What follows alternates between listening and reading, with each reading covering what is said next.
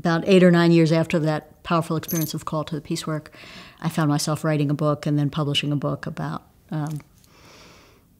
called From Enemy to Friend, Jewish Wisdom and the Pursuit of Peace, which kind of charted my own journey and also wrote about Jewish texts about the pursuit of peace and about the nature of conflict.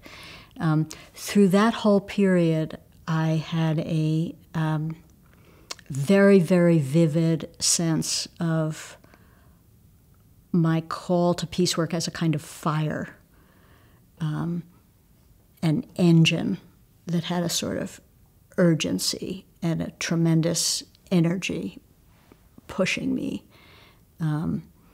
So during that period, when I would encounter an audience community I was speaking to, or a group where I was facilitating dialogue that were resistant or fearful or skeptical of what I was teaching,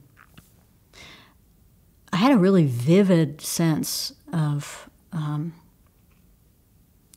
this is in fulfillment of my call, and I need to just keep walking through this and learning, hopefully, to get wiser and smarter in how to respond to various questions and expressions of resistance and so on.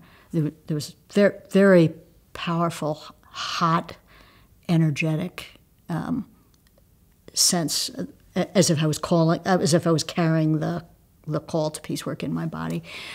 After I published the book, or I think as I was finishing the book, and as I was finishing the book was when it was becoming clear that the book was a book about spiritual practice, about the soul work of becoming a pursuer of peace.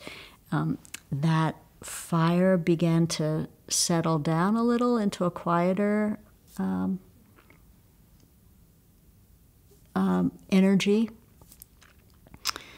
So during that fiery period, I'd read something in the newspaper and be furious, or I'd read something on Facebook and kind of be tearing my hair out of, why are these people doing this? And don't they understand this is destructive if they talk to one another this way? And, there was a lot of sort of anguish there.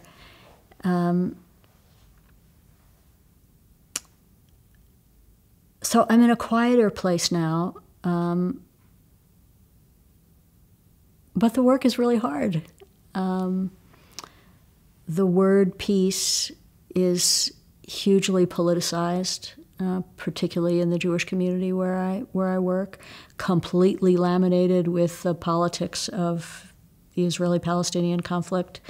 So a lot of people don't want to hear anything about peace or from anyone who's associated with the word peace, because if you talk that way, you must be one of those naive leftists who doesn't know anything about the world, and doesn't care about people who are attacking Jews or that sort of thing. I mean, there's so much wounding and pain and disappointment and fear in the Jewish community about everything related to peace and conflict, that kind of carrying that, I'm a peace educator,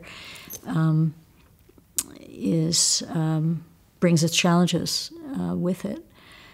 I've gotten quieter, maybe I'm coming full circle a little bit in drawing even more explicitly on my experiences in the Jewish healing work, when I was visiting people who were sick or who were dying or who were grieving. I'm bringing even more of that energy into my peace work. To really kind of step into situations where I imagine there's going to be resistance or where I encounter resistance, and try to find the way to touch the heart. It used to be, I would say, that I'm built in such a way that I'm drawn to this kind of work. But in this context, I think the truth is that it's part of my calling to work not in the very center of issues that occupy the community's energy, but pushing the community in new directions. I think that's part of my call.